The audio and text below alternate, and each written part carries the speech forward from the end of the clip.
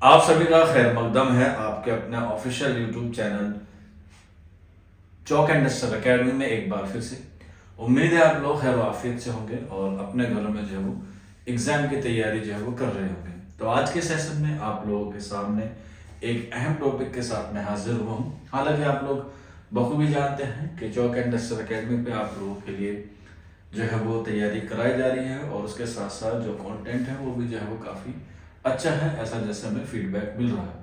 آپ کی feed back سے ہی ہمیں جو ہے وہ بہت موٹیویشن ملتا ہے اور اسی کے لیے آپ لوگوں کے لیے ہم لوگ جو ہے وہ ٹاپک وائز جو ہے وہ ٹیسٹ لے کر حاضر ہوتے ہیں اور تھیوریز بھی جو ہے وہ آپ کو کور کراتے ہیں۔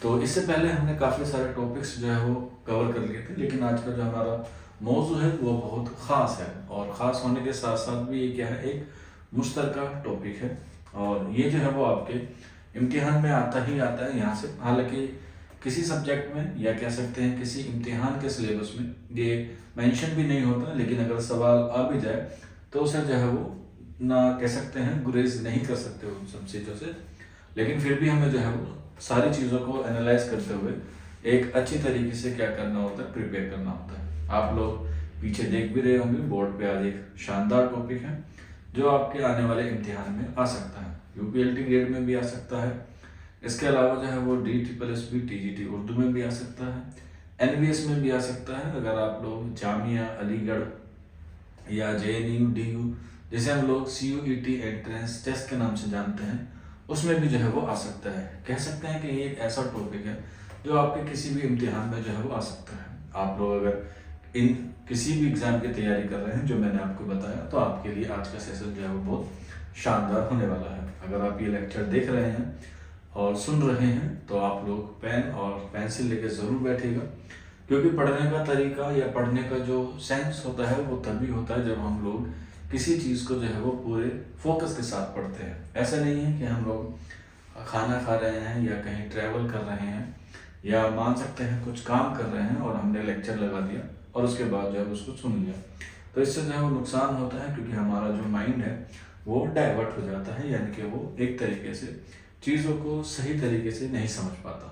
تو اسی لیے آپ سے ریکویسٹ ہے، معتبانہ درخواست ہے کہ آپ جب لیکچر دیکھیں، کسی کا بھی لیکچر دیکھیں، اگر آپ لوگوں کو کوئی لیکچر دیکھنا ہے تو اس کے لیے تھوڑا سا اپنے آپ کو جو ہے وہ مینٹین کر کے رکھیں، یعنی کہ تھوڑا سا اپنے آپ کو جو ہے وہ اس لے میں لائیں کہ ہمیں جو ہے وہ پڑھنا ہے۔ ٹھیک ہے، باتیں کافی زیادہ ہو گئی ہیں، حالانکہ عادت نہیں ہے بات کرنے کی زیادہ، صرف اور صرف پڑھانے کے پر جو ہے وہ ہم لوگ فوکس کرتے ہیں۔ اب پڑھانے کے ساتھ ساتھ جو ہے وہ آپ لوگوں کو ایک یہ بھی دیکھنا ہے کہ آپ آنے والے وقت میں جو ہے وہ ٹیچر بنیں گے تو آپ کے اندر کیا کیا چیزیں جو ہے وہ ہونی چاہیے۔ ایک ٹیچر ہونے کے خاص طور پہ پرسنالٹی بھی ہوتی ہے، ایک آپ کی مائنڈ سیٹ بھی ہوتا ہے اور آپ کی سبجیکٹ نالج بھی ہوتی ہے۔ حالانکہ ان تینوں میں جو سب سے زیادہ معنی رکھتی ہے وہ ہے سبجیکٹ نالج۔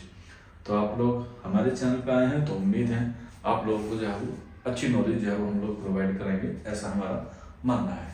چلیے پھر شروع کرتے ہیں آج کے سیشن کو۔ تو آج کا جو ہمارا سیشن ہے وہ ہے دبستان۔ دبستان کیا ہوتا ہے، پہلے تو ہمیں یہ سمجھنا زیادہ ضروری ہے کہ دبستان آخر ہوتا کیا ہے۔ تو دبستان جو ہے وہ ایک مخصوص علاقے کو بھی کہتے ہیں، کیونکہ استھان جو ہے وہ کہتے ہیں کسی جگہ کو، اور اس میں آتا ہے دب سے مراد ہوتا ہے ادب، یعنی کہ ادب کا ایک استھان جو طے ہوتا ہے اسے ہم لوگ دبستان کہتے ہیں۔ یہ الگ الگ شبد کوش میں، ڈکشنری میں یا لغت میں اس کے کیا ہے، الگ الگ معنی جو ہیں ہوتے ہیں کہ دبستان کہتے کسے ہیں۔ تو جیسے میں نے آپ کو بتایا، کسی ایک خاص جگہ کو ہم لوگ جو ہے وہ دبستان کہتے ہیں۔ جب ہم لوگ ادب میں بات کرتے ہیں تو اسے ہم لوگ دبستان کے نام سے جو ہم جانتے ہیں۔ دبستان دکن ہوا، دبستان دہلی ہوا، دبستان عظیم آباد ہوا، دبستان لکھنؤ، دبستان بھوپال اور دبستان رامپور، بہت سارے جو ہے وہ کیا ہوئے ہیں، دبستان ہوئے ہیں۔ لیکن آپ کے نصاب میں یا ایگزام کے پوائنٹ آف ویو سے دو جو ہیں وہ خاص طور پہ ہوتے ہیں، جس میں ہم لوگ دبستان دہلی کو اور دبستان لکھنؤ کو جو ہے پڑھتے ہیں۔ اور ان میں بھی جو سب سے زیادہ ضروری ہے یا جو سب سے زیادہ اہم ہوتا ہے وہ ہوتا ہے دبستان دہلی، کیونکہ جتنے بھی دبستان ہیں ان کا جو بانی ہے یا باقاعدہ طور پہ جو ہم لوگ مانیں وہ دبستان دہلی ہے، کیونکہ دہلی سے ہی ساری چیزیں جو ہیں وہ اردو ادب کی جو ہے وہ شروع ہوئی ہیں۔ اسی لیے آپ نے پڑھا بھی ہوگا مقدمہ تاریخ زبان اردو، جو ہم نے ٹاپک کیا تھا 1948 میں، یہ کتاب شائع ہوئی مسعود حسین خاں کی، اور یہ کتاب جو ہے وہ بتاتی ہے کہ اردو زبان کی جو پیدائش ہے وہ کہاں پر ہوئی ہے، نوائے دہلی کے آس پاس کے علاقوں میں ہوئی ہے۔ یہ ہم لوگوں نے جو ہے وہ پہلی کلاسز میں کر لیا ہے، آپ لوگ جا کے جو ہے وہ ہماری پلے لسٹ میں جو ہے وہ چیک کر سکتے ہیں۔ تو دبستان دہلی آج کا ہمارا کیا ہے ٹاپک ہے۔ تو دبستان دہلی کے ساتھ ساتھ اس کا تاریخی پس منظر بھی ہمیں پڑھنا ہوگا، کیونکہ کسی بھی چیز کو جب ہم لوگ پڑھتے ہیں تو اس کے دو ضرور پہلو ہوتے ہیں، ایک تو تاریخی پہلو ہوتا ہے اور دوسرا اس کا عربی پہلو ہوتا ہے۔ تو امید ہے آپ کو جو ہے وہ تاریخی پس منظر بھی اور عربی پس منظر بھی دونوں جو ہے وہ سمجھانے کی کوشش کریں گے۔ اگر آپ نے ابھی تک ویڈیو کو شیئر نہیں کیا ہے تو کر دیجیے گا، تاکہ کسی کا جو ہے وہ بھلا ہو جائے، کیونکہ نیکی کر اور دریا میں ڈال آپ نے کہاوت سنی ہوگی، دوسروں کے بھلے میں اپنا بنا ہے۔ تو دبستان دہلی کی جو شروعات ہے وہ بہت قدیم زمانے میں مانی جاتی ہے، اور دبستان جو ہے وہ سب سے پہلا دہلی ہی ہے۔ اگر ہم لوگ اس کی ادب کے لحاظ سے بات کریں تو اس کی جو آغاز ہے وہ تقریباً 17 کے آس پاس ہوتا ہے، جب ولی دکنی جو ہے وہ دہلی آتے ہیں۔ اس سے پہلے دہلی میں کیا تھی، فارسی شاعری کا جو ہے وہ زور تھا، اور جب 1700 میں ولی دکنی دہلی آئے اور سعد اللہ گلشن سے انہوں نے ملاقات کی، تو سعد اللہ گلشن نے ان کو دو مشورے دی۔ پہلا تو یہ کہ فارسی زبان میں اپنے اشعار کم لکھیں، اور جو دوسری زبان ہے اس کو جو ہے وہ ترجمہ کر کے اپنی زبان میں لکھیں، یعنی کہ اردو میں لکھیں۔ اور اس کے 19 سال بعد یعنی کہ 1719 میں 1719 میں جو ہے وہ ولی کا دیوان دہلی پہنچا، اور تب سے جو ہے وہ کیا ہوئی، اردو میں ایک دور کا نیا دور شروع ہوا، جسے ہم لوگ دبستان کہتے ہیں۔ اور اسی میں جو ہے وہ تاریخی پس منظر یہ بھی ہے کہ یہیں پر جو ہے وہ نادر شاہ کا آکرمن ہوتا ہے، یعنی کہ نادر شاہ جو ہے وہ دلی پر حملہ کرتا ہے اور دلی کو جو ہے وہ لوٹتا بھی ہے، اور نادر شاہ ہی یہاں سے جو ہے وہ کوہ نور ہیرا اور میور سیاہسن جو ہے وہ لے کے چلا جاتا ہے۔ اور اس کے ساتھ ساتھ نادر شاہ کے بعد اس کا بیٹا احمد شاہ ابدالی جو ہے وہ ہندوستان پر آتا ہے، اور وہ بھی اپنے جو جانشین ہیں، نادر شاہ کا جانشین احمد شاہ ابدالی کو مانا جاتا ہے، تو وہ بھی جو ہے وہ اسی طریقے سے جو ہے وہ دلی کو لوٹتا ہے۔ حالانکہ نادر شاہ جو ہے وہ پانی پت کی تیسری لڑائی بھی لڑتا ہے مراٹھا میں 1761 کے آس پاس، جس میں وہ جو ہے وہ فتح ہو جاتا ہے، مراٹھے جو ہے وہ ہار جاتے ہیں۔ تو دہلی کو جو ہے وہ اس وقت بہت لوٹا گیا۔ میر کا ایک شعر بھی ہے، آپ نے پڑھا ہوگا، ٹھیک ہے۔ تو اسی میں جو ہے وہ کیا ہوتا ہے، دہلی کو لوٹا گیا، تو یہاں سے جو ہے وہ ادب کہاں چلا گیا، لکھنؤ میں چلا گیا، اور وہاں پر نواب تھے آصف الدولہ۔ ایک قول بھی بڑا مشہور ہے کہ جس کو نہ دے خدا اسے دے آصف الدولہ۔ تو آصف الدولہ کے تعلق سے بھی جو ہے وہ ہم لوگ جب دبستان لکھنؤ پڑھیں گے تب اس پہ جو ہے وہ روشنی ڈالیں گے۔ تو اس طریقے سے دبستان دہلی کا جو ہے وہ آغاز ہوا، جس میں بہت سارے جو ہے وہ شاعر تھے، چاہے ہم لوگ بات کریں فائز دہلوی کی، چاہے ہم لوگ بات کریں امام بخش صحبائی کی، ہم لوگ بات کریں میر کی، ہم لوگ بات کریں سودا کی، ہم لوگ بات کریں بہادر شاہ ظفر کی، ہم لوگ بات کریں الطاف حسین حالی کی، محمد حسین آزاد کی، مصطفیٰ خان شیفتہ کی، شیخ محمد ابراہیم زود، خواجہ میر درد، میر سوز، اور بھی بہت سارے شعراء ہیں جنہوں نے دبستان دہلی کو جو ہے وہ اپنی شاعری سے کیا کیا، روشناس کیا، اور ان کی شاعری میں جو ہے وہ ایک الگ طرح کی خصوصیت تھی، وہ بھی ہم لوگ جو ہے وہ باری باری سے جو ہے وہ کریں گے۔ چلے پھر شروع کرتے ہیں آج کی اپنی کلاس کو۔ تو دبستان دہلی جو ہے وہ سب سے قدیم جو ہے وہ سب سے دبستان مانا جاتا ہے۔ اگر ہم لوگ بات کریں دبستان کی تعریف یعنی کہ اس کی ڈیفینیشن کی بات کریں تو اس کی ڈیفینیشن ہے ایسی شاعری جو طویل وقت تک کسی علاقے یا دبستان کی خصوصیت ہو، اسے ہم لوگ دبستان کہتے ہیں۔ یہ اس کی کیا ہے، ایک آسان سی تعریف ہے، یعنی کہ ڈیفینیشن ہے۔ تان کا مطلب ہوتا ہے جنگ، جیسے میں نے آپ کو شروعات میں بتایا۔ دبستان دہلی کی شاعری کی بنیاد آہ پر بنی ہے، اور اس میں جو درد ہے وہ بالکل بھی دکھاوے کے لیے نہیں ہے، اصل درد یہاں کی شاعری کی خصوصیت ہے۔ آہ کی شاعری کیوں ہے؟ جیسے آپ کو پتہ ہے جب ہمارا گھر اجڑتا ہے یا ہمارا کوئی اپنا گزرتا ہے تو دل سے جو ہے وہ آہ نکلتی ہے، اور اسی لیے دلی جو ہے وہ دل والوں کی مانی جاتی ہے، اور جب دل جو ہے وہ ہمارے اندر ہوتا ہے، داخل ہوتا ہے، تو اس لیے اس دل میں یہ جو درد ہوتا ہے وہ بالکل آہ والا ہوتا ہے۔ اسی لیے جو ہے وہ دلی کی شاعری کو کیا کہا گیا ہے، آہ جو ہے وہ کہا گیا ہے۔ یہاں پہ نوٹ کر لیجئے گا، ایگزام میں کئی بار آیا ہے۔ آہ کے بعد دبستانی کے لیے اہم خصوصیت کیا ہے، تصوف ہے، یعنی کہ جب ہمارے دل میں درد ہوتا ہے یا ہمارا دل دکھتا ہے تو ہمارے دل سے جو ہے وہ آہ نکلتی ہے، اور آہ جب نکلتی ہے تو کس کے سامنے نکلتی ہے، تو ہمارے محبوب کے سامنے نکلتی ہے، اور ہمارا جو محبوب ہے وہ خدا ہے، کیونکہ ہم اس سے کیا کرتے ہیں؟ محبت کرتے ہیں، اور جب ہم لوگ اپنے محبوب سے محبت کرتے ہیں تو اس کا اظہار اپنے انداز میں کرتے ہیں۔ تو اپنے محبوب یا خدا سے بات کرنے کو ہی کیا کہا گیا ہے؟ تصوف کہا گیا ہے۔ اور تصوف کا جو سب سے بڑا شاعر ہے وہ دبستان دہلی میں ہی آتا ہے، جس کا نام ہے خواجہ میر دت۔ یہیں پر سائڈ میں نوٹ کر کے لکھ لیجیے گا کہ میر تقی میر نے خواجہ میر دت کو کیسا شاعر کہا ہے۔ تو خواجہ میر دت کو میر تقی میر نے جو ہے وہ آدھا شاعر کہا ہے۔ تصوف کا شاعر میر دت کو کہا جاتا ہے، اور اگر آپشنس میں میر دت نہ آئے، کیونکہ ایگزامنر کہیں سے بھی سوال پوچھ سکتا ہے، تو آپ لوگ جو ہے وہ اصغر گونڈوی کو بھی لگا سکتے ہیں، کیونکہ اصغر گونڈوی کو بھی جو ہے وہ تصوف کا شاعر مانا جاتا ہے۔ تصوف کا مطلب کیا ہوتا ہے؟ خدا کا کلام کہنا، یا خدا سے بات کرنا، یا خدا کے بارے میں بات کرنا جو ہے وہ تصوف کہلاتا ہے۔ اسے ہم لوگ صوفی شاعر بھی کہتے ہیں۔ خواجہ میر دت کو جو ہے وہ صوفی شاعر بھی کہا جاتا ہے۔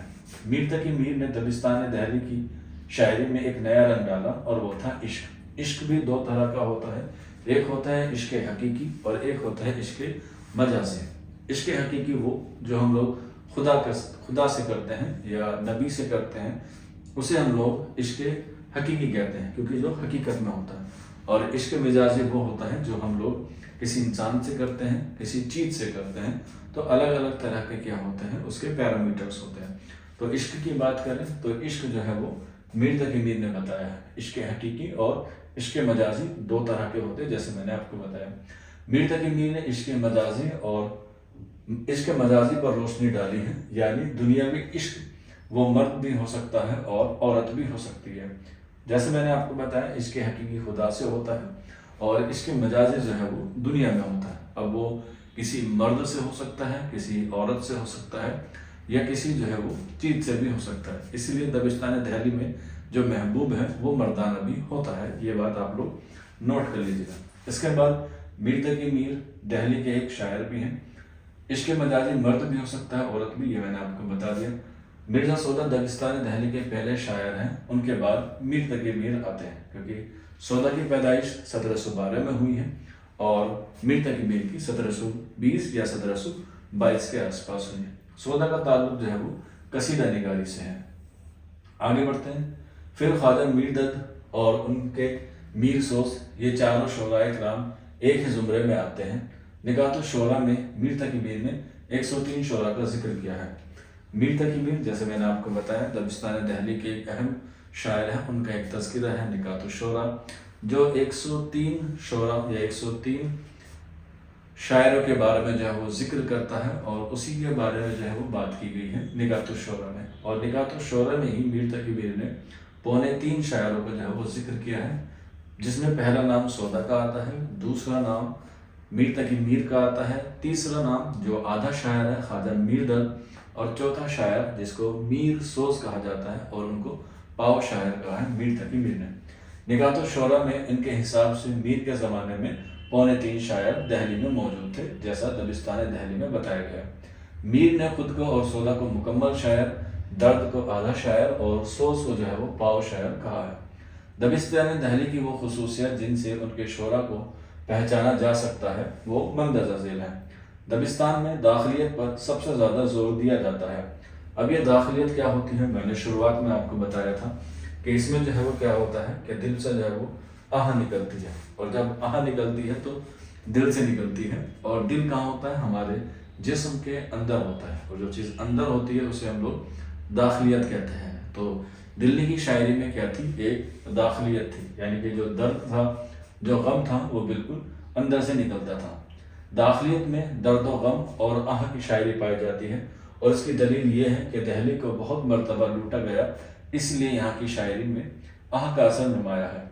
دبستان دہلی کے شعراء کے یہاں تصوف اور اخلاق کا رنگ نمایاں ہوتا ہے۔ دبستان دہلی کے شعراء طرز بیان سادہ اور سلیس ہوتا ہے۔ جیسے ہم لوگ بات کرتے ہیں کسی سے، یا خاص طور پر تصوف کے حوالے سے بات کرتے ہیں، تو ہم خدا سے بالکل اپنی روزمرہ کی جو چیز ہوتی ہے وہی جو ہے وہ اس سے طلب کرتے ہیں، جیسے روٹی ہوا، کپڑا ہوا، مکان ہوا، ایمان ہوا، نماز ہوئی، روزہ ہوا۔ یہ بہت بیسک چیزیں ہیں جو ہم لوگ خدا سے مانگتے ہیں۔ کوئی بناوٹی نہیں کہ ہمیں محل دے، ہم یہ نہیں کہتے کہ گاڑیاں دے، ہم یہ نہیں کہتے کہ ہمیں جو ہے وہ پوری دنیا دے، لیکن ہم لوگ اتنا مانتے ہیں کہ جس سے اپنی جو جیون ہے وہ پوری طریقے سے کیا ہو جائے، صحیح طریقے سے چل جائے. تو وہی ہے سادہ جو ہے وہ سلیس زبان میں مانگتے ہیں. دبستان دہلی میں الفاظ سے زیادہ خیالات کی صفائی اور پاکیزگی پر زور دیا جاتا ہے. دبستان دہلی کے شعراء کے یہاں معاملات اور واقعات سچے اور اصلی ہوتے ہیں. دبستان دہلی کے شعراء کے یہاں جذبات حقیقی ہوتے ہیں. دبستان دہلی کے شعراء کے یہاں آمد کی کیفیت سارے کلام میں نظر آتی ہے. دبستان دہلی کے شعراء کے یہاں مختصر غزلیں ہوتی ہیں جنہیں سحر ممتنع کہا جاتا ہے. دبستان دہلی کے شعراء کے یہاں زبان مردانہ ہے، محبوب بھی بعض جگہ مردانہ ہو سکتے ہیں. دبستان دہلی میں وصال سے زیادہ ہجر کی طلب جو ہے وہ نظر آتی ہے. دبستان دہلی میں اوریائی نگاری، ریاکاری سے پرہیز کیا جاتا ہے. یعنی کہ جو دبستان دہلی ہے اس میں فحش نگاری پر جو ہے وہ زیادہ گفتگو نہیں کی گئی ہے. دبستان دہلی میں مبالغہ سے بروز کیا گیا ہے، بالکل کیا گیا ہے. مبالغہ جو ہے وہ ایک صنعت ہے جس میں کسی چیز کو جو ہے وہ بڑھا چڑھا کر جو ہے وہ پیش کیا جاتا ہے. مبالغہ کی 3 قسمیں ہوتی ہیں، اکثر ایگزام میں آتا ہے. ایک ہوتا ہے اغراء، ایک ہوتا ہے غلو اور ایک ہوتا ہے تبلیغ. تو یہ تینوں قسمیں جو ہے وہ مبالغہ کی ہی اقسام ہے، اور دبستان دہلی میں جو ہے وہ مبالغہ سے گریز کیا گیا ہے، یعنی کہ اس سے پرہیز کیا گیا ہے دبستان دہلی میں. اس کے بعد دبستان دہلی کے یہاں کے شعراء میں بناوٹ سے گریز کیا گیا ہے، یعنی کہ یہاں پر جو ہے وہ کسی بھی طرح کی بناوٹی بات نہیں کی جاتی ہے، کیونکہ جب خدا سے بات کرتے ہیں تو اس میں کسی طرح کوئی بناوٹی پن نہیں ہوتا. اور اس کی وجہ یہ ہے کہ ہمارے دل اور ہمارا جو درد ہے وہ بالکل کیا ہے، اصلیت میں سچا ہے.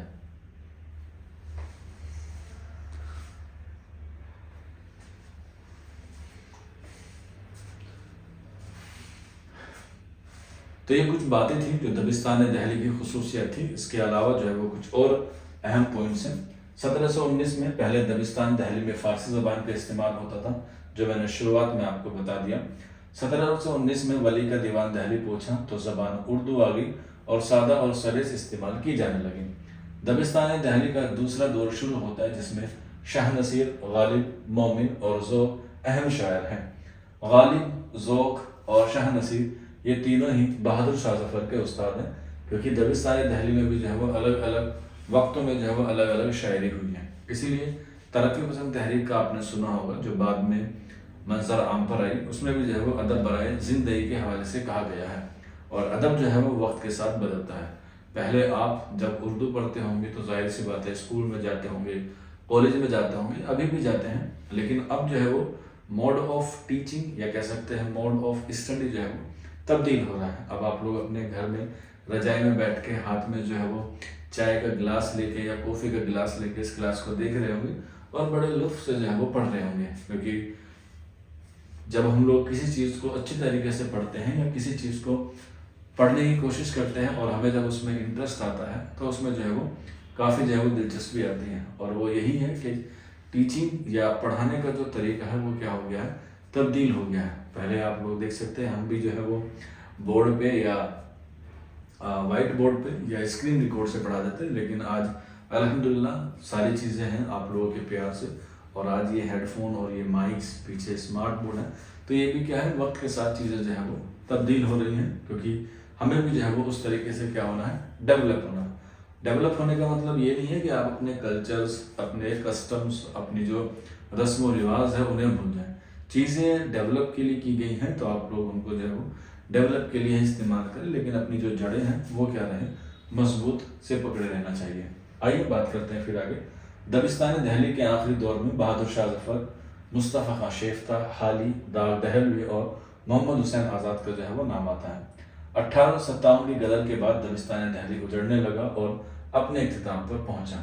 ریاکاری، بناوٹی اور مبالغہ دبستان دہلی کی خصوصیت ہے، کیونکہ وہاں پر نوابوں کا کیا تھا، دور تھا، تو ان کو خوش کرنے کے لیے لوگ طرح طرح کی بناوٹی جو ہے وہ شاعری کرتے ہیں. اس کے بعد دبستان دہلی کے شعراء جو ایگزام میں آتے ہیں، پوچھا جاتا ہے کہ مندرجہ ذیل میں سے کس کا تعلق دبستان دہلی سے ہے اور دبستان دہلی سے نہیں ہے. تو اسی میں دیکھ لیتے ہیں.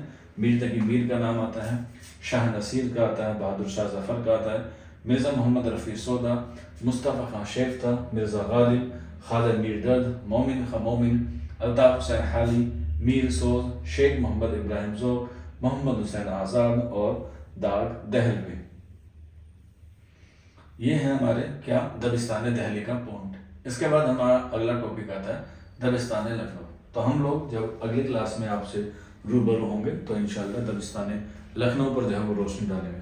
आप हमें ज़रूर कमेंट करके बताइएगा कि आप लोगों को हमारा ये सेशन कैसा लगा, और इसी तरीके से आप लोग हमें मोटिवेट करते रहेंगे तो इंशाल्लाह आपके लिए जो है वो कंटेंट इसी तरीके से जो प्रोवाइड कराया जाएगा।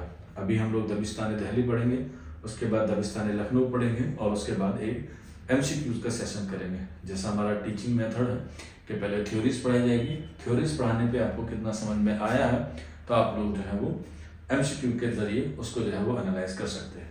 हालांकि क्लासेस ऐप पे भी चल रही हैं, आप लोग वहाँ से भी इंफॉर्मेशन ले सकते हैं, लिंक नीचे डिस्क्रिप्शन में है। नहीं तो हमारा व्हाट्सअप नंबर 9045220432 है, उस पर भी रब्ता कर सकते हैं। आज के सेशन में इतना ही, शुक्रिया।